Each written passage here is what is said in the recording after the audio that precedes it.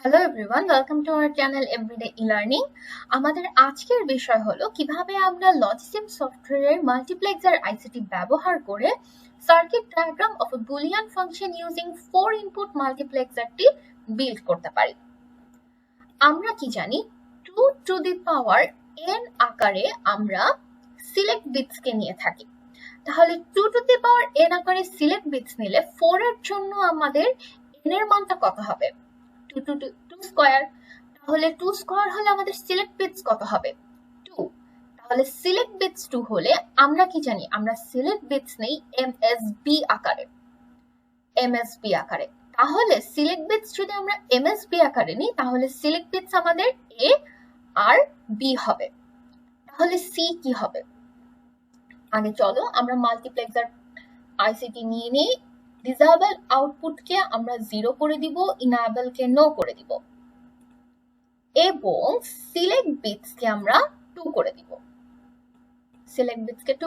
তাহলে আমাদের 4 input multiplexer হবে 1 2 3 4। সিলেক্ট বিটস নিয়ে নিই, চলো সিলেক্ট বিটস নিয়ে নিলাম। সিলেক্ট বিটস এ ফেসিং নর্থ, ডেটা বিটস 2 এবং লেভেল আমি আগের থেকে এবি দিয়ে রেখেছি। কেন? কারণ আমি আগেই বলেছি এমএসবি আকারে যাবে, অর্থাৎ মোস্ট সিগনিফিকেন্ট বিটস থেকে আমার আগাতে থাকবে। মোস্ট সিগনিফিকেন্ট বিটের ক্ষেত্রে আমার আছে এ আর বি। এখন তোমরা চিন্তা করতে পারো এ বি যদি আমার ইউজ হয়ে যায়, সি আমার কোথায় ইউজ হবে এবং আমি 3 বিট নিয়ে কিভাবে কাজ করতে পারবো? কারণ আমার 7 এর প্রয়োজন, 4 এর প্রয়োজন। সেক্ষেত্রে আমি 3 বিট নিয়ে কিভাবে কাজ করব যদি আমার শুধু সিলেক্ট বিটে এ বি 2 বিটস থাকে? তাহলে আমার থার্ড বিটটা হবে সি। এখন আমি সি কে কিভাবে আনবো সেটি দেখার জন্য আগে তোমাদেরকে বলে দিই, এখানে আমার কয়টা ইনপুট আছে? 4টা ইনপুট আছে। ঠিক আছে, 4টা ইনপুটের জন্য তোমরা দেখতে পাচ্ছ আমি টেবিলটাকে ভাগ করে নিয়েছি। টেবিলটাকে কিভাবে ভাগ করেছি? তোমরা যদি লক্ষ্য করো এ বি কিভাবে আছে। এ বি কে লক্ষ্য করো 0 0 0 0। এ বি কে আমরা ধরবো একসাথে 0 0, এই দুটোকে। তারপরেরটা কি আছে? 0 1 0 1। এর জন্য আমরা এতটুকুকে ধরবো 0 1 একসাথে। তারপরের দুইটা আছে 1 0 1 0, এটাকে আমরা ধরবো 1 0 আকারে। তারপরেরটা আছে 1 1 1 1, এটাকে আমরা ধরবো 1 1 আকারে। এভাবেই আমরা 4টা ইনপুটে ভাগ করে নিব। এবার যদি একটু লক্ষ্য করে দেখো সি এর ক্ষেত্রে সি অলওয়েজ 0 1 0 1 আকারে আছে, অর্থাৎ C not C, C not C, C not C, C not C. তাহলে একটা সি এর সি নট টার্মস চলে আসছে এবং আমাদের ইনপুট তাহলে কি কি হবে? এবি তো আমাদের সিলেক্ট বিটসে চলেই আসলো। ইনপুট হবে হচ্ছে আমাদের 0 1 সি এবং সি নট। তাহলে চলো আমরা চলে যাই আমাদের লজিসিম সফটওয়্যারে, ব্যাক করি। ডেটা বিটস 1 নেই, ফেসিংটা চেঞ্জ করে সাউথ করে দিচ্ছি, নর্থ করে দিচ্ছি, লেভেলটা ডিলিট করে দিচ্ছি। 0 আমরা একটা ইনপুট নিয়ে নিলাম। আরেকটা ইনপুট হিসেবে আমরা নিব হচ্ছে পোক টুল ইউজ করে আমি আরেকটা ইনপুট নিয়ে নিচ্ছি 1, আবার সিলেক্ট টুলে চলে যাচ্ছি এবং আরেকটা ইনপুট নিব, সেটা হচ্ছে আমার সি। তাহলে সেটার জন্য আমি লেবেল করে দিচ্ছি সি। এখন তোমাদের প্রশ্ন হতে পারে তাহলে সি নট কোথায় আসবে?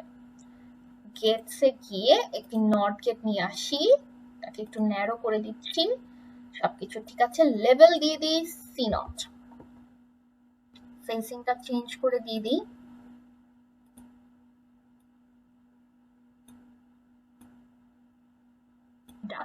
এখন সিটা কোন পাশে যাবে বলো তো? সিটা চলে আসবে, সি এর ফেসিংটা যদি চেঞ্জ করে দেই,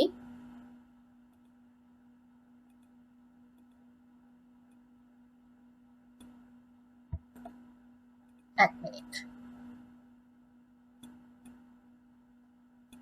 সেটাকে যদি আমরা একটু সুন্দর মতো দিতে চাই তাহলে আমরা ফেসিংটা জাস্ট চেঞ্জ করে দিলেই হবে। পারফেক্ট। ঠিক এভাবেই আমরা আমাদের ইনপুটগুলা নিয়ে ফেললাম। এখন প্রশ্ন হচ্ছে ইনপুটগুলাকে আমরা কানেক্ট কিভাবে করব। এই যে আমরা সিলেক্ট বিট এবি কে যে দুইটা করে ভাগ করে নিলাম কারণ কমন আছে দেখে, এখন আমরা এই চারটা ইনপুটকে কিভাবে কানেক্ট করব এটা হচ্ছে আমাদের কোয়েশ্চেন। এখানে একটা আউটপুটও আসবে, আউটপুটটা আমি এখন আর কানেক্ট করছি না, একটু পরে কানেক্ট করব। এখন দেখো কিভাবে আমি কানেকশনগুলা মিলাই।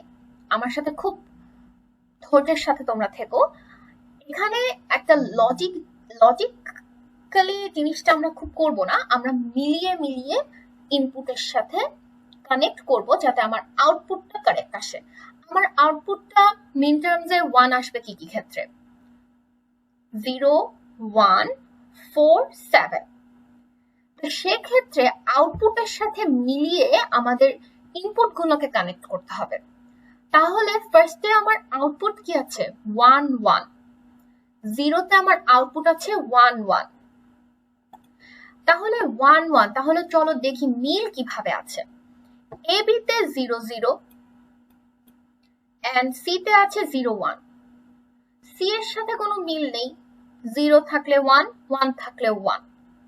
তাহলে সি অথবা সি নট এর সাথে আমি কোনো মিল পাচ্ছি না। এ বি এর সাথে আমি মিলটা কিভাবে পাচ্ছি? এ বি এর সাথে আমি মিলটা পাচ্ছি এ বি সি, যাই হোক না কেন কোনো মিল পাচ্ছি না। তো যাই হোক না কেন, এ আমি যাই দিই, বি আমি যাই দিই, সি আমি যাই দিই, আমার প্রথম ইনপুটের জন্য আমার আউটপুট আসবে 1। এর জন্য আমি আমার প্রথম ইনপুট 0 কে কানেক্ট করে দিব 1 এর সাথে। ঠিক আছে, আমি এখন আউটপুটটা কানেক্ট করছি। আগে কানেক্ট কেন করিনি? কারণ তাহলে রেড মার্ক আসতো। তারপরে আমার আউটপুট আছে 0 0 0 1 এর ক্ষেত্রে আমার আউটপুট আসছে 0 0, অর্থাৎ তাহলে এখন আমি ইনপুট 1 এ কিসের সাথে আমার ইনপুটটাকে কানেক্ট করব? এখন তোমরা লক্ষ্য করে দেখতে পারো এ 0 0 বি 1 1 সি 0 1, অর্থাৎ এ বি আমি যাই দিচ্ছি না কেন, সি আমি যাই দিচ্ছি না কেন, আউটপুট আমার অলওয়েজ 0 0 1 এর ক্ষেত্রে, অর্থাৎ ইনপুট 1 এর ক্ষেত্রে আউটপুট আমার অলওয়েজ 0। তারপরে 1 0 এর ক্ষেত্রে কি হচ্ছে? 1 0 1 0 0 1, আউটপুট আমার 1 0 আসছে। তুমি কি এ এর সাথে মিল পাচ্ছ? বি এর সাথে মিল পাচ্ছ না। কিন্তু সি এর সাথে মিল নেই, কিন্তু একটা সিমিলারিটিস আছে। কি? যখন আমার সি 0 তখন আমার আউটপুট 1, যখন আমার সি 1 তখন আমার আউটপুট 0, অর্থাৎ ঠিক সি এর উল্টাটা আসছে। তার মানে কি? C not. তাহলে ইনপুট 2 আমি দিব সি নট এর সাথে কানেক্ট করব, সি এর নট গেটের সাথে কানেক্ট করে দিচ্ছি। এবার আমার ইনপুট 3 এর জন্য আমি কি করব? 1 1 এর ক্ষেত্রে আমার কি আসছে? যখন আমার A1 B1, আউটপুট কিন্তু আমার 0 1, অর্থাৎ এ বি এর সাথে কিন্তু আমার আউটপুট মিলছে না। আউটপুট আমার কিসের সাথে মিলছে? সি এর সাথে কিন্তু আমার আউটপুট মিলে যাচ্ছে। সেজন্য আমি আমার আউটপুট 3 কে কানেক্ট করব এই যে সি এর সাথে। বাস আমাদের সার্কিট রেডি হয়ে গেল। এই জিনিসটা খুব কমপ্লেক্স লাগবে ফার্স্টের দিকে, বাট তুমি একবার যদি ধারণাটা ধরে ফেলতে পারো এটা অনেক ইজি লাগবে তোমার কাছে। এন্ড এটা সবচেয়ে ইজি মেথড আমি যেটা তোমাদেরকে শেখালাম সেটা হচ্ছে কম্পেয়ার করে আমরা যে আউটপুটটা বের করি।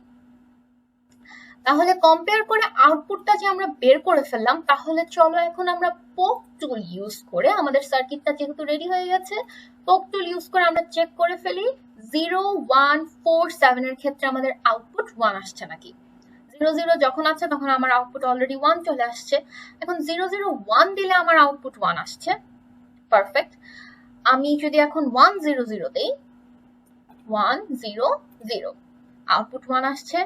1 1 1, আউটপুট 1 আসছে। পারফেক্টলি আমাদের মিন টার্মসের বুলিয়ান ফাংশনের জন্য আমাদের সার্কিটটি বিল্ড হয়ে গেছে। যদি আমরা একটা আনইউজুয়াল নাম্বার দিয়ে থাকি, যেমন আমরা 1 1 0 দিই, তাহলে আমার আউটপুট 0 আসছে। তার মানে আমার সার্কিটটি প্রপারলি রান করছে।